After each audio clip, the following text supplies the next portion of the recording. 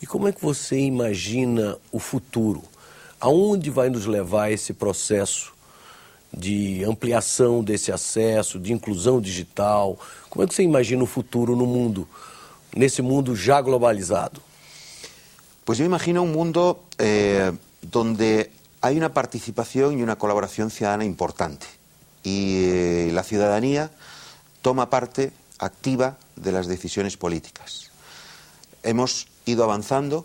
Primero ha sido la presencia en Internet de los gobiernos, después ha sido el proceso de administración electrónica, el gobierno electrónico, el hecho de que podamos tener una relación de forma electrónica con los gobiernos, y el siguiente paso es el gobierno abierto, el Open Government. Para llegar al Open Government es necesario pasar por la apertura de datos, que es una de las fases importantes para que los ciudadanos lleguen a un proceso pleno de participación y de colaboración.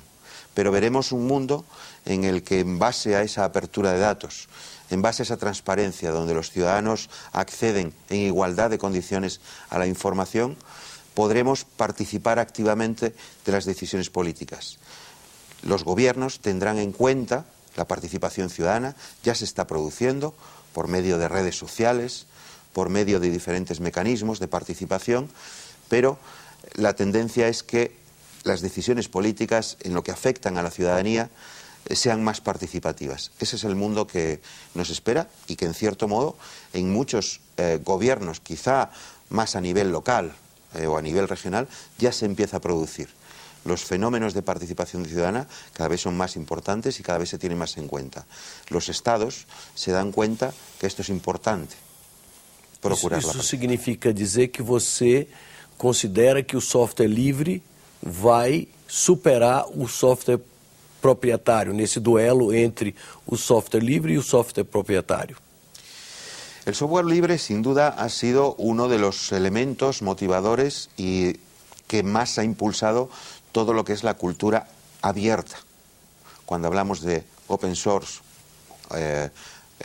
software libre o open data, responden a principios parecidos, donde lo que se procura es que no exista un propiedad del software en base a criterios de licencias, restricciones en cuanto al uso. En el caso de los datos estamos hablando de lo mismo. El movimiento open, el movimiento abierto en el campo del software, del desarrollo de software, o en el campo de la reutilización de datos en base a que existan pocas restricciones, es lo que está contribuyendo a una mayor participación ciudadana, es lo que está contribuyendo a un mayor proceso de gobierno abierto. A adesão ao software livre na Espanha é significativa? Cada vez más. El software libre, sobre todo en la administración pública, es cada vez más, tiene un peso específico mucho más importante frente a otro tipo de software propietario. ¿Por qué? Por diversos motivos. Los costes de propiedad del software libre, pues evidentemente son infinitamente inferiores, dan la capacidad de participación a la empresa local.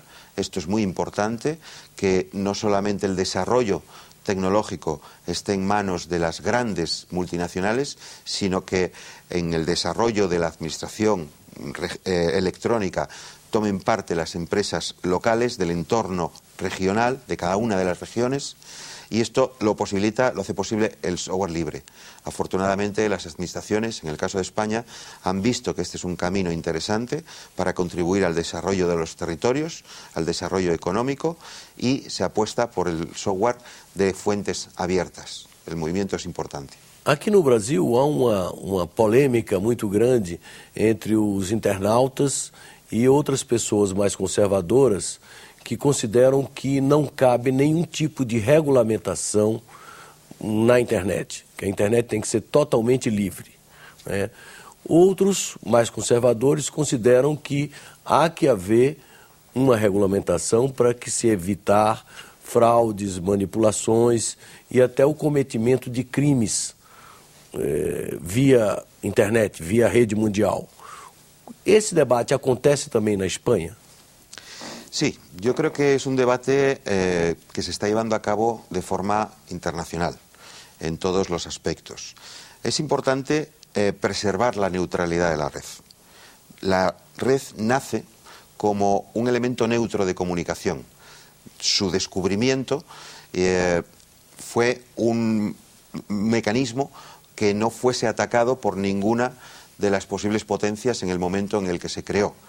Neutro, que por su forma de creación, por su topología, de tal manera que nadie pudiese hacer que la red dejase de funcionar.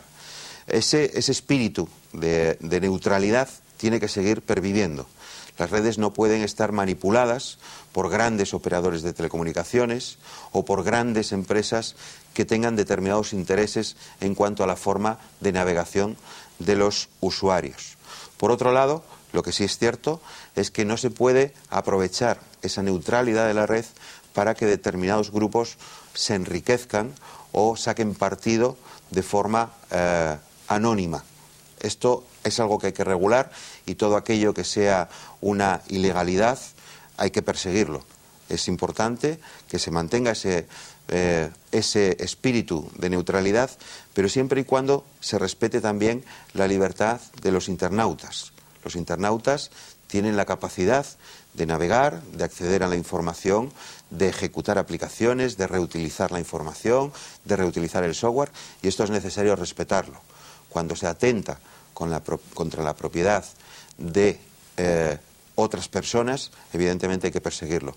Pero esto pasa en el mundo virtual y en el mundo real. No necesariamente tenemos que pensar exactamente en la red. La red tiene que tener unas normas de convivencia, al igual que las tenemos en nuestra vida real.